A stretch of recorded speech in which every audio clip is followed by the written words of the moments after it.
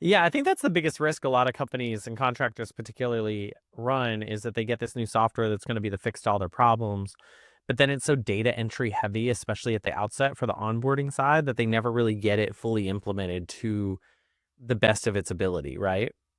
Oh yeah, and well, that's why we run like experiments, beta tests, kind of see where our value is, and I'm like, that's where our value is with this job costing is like, all right, we'll run because we have experience with every software, Sage, QuickBooks, Build Ops, you name it, we've worked with it. So like, we'll come in and handle all that heavy lifting for you. So now you have that data in order to, and we'll do it. I mean, we do it for not a pretty penny. It's not like gonna cost you a tremendous amount, but it's half the amount of what it would cost to hire someone internally, And the Yeah. construction companies, you have to be careful with them.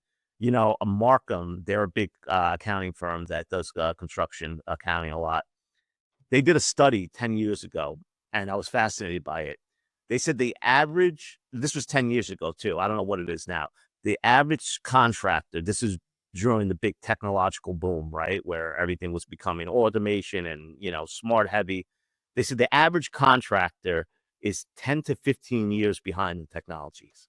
I found that, Jeez. and it's so true. And you can scare them with too much technology. So what we come in and, it's not this big pitch, we just come in and say, we'll handle all that for you. And this is what we promise. And we show them a report that will give them all their cost per project.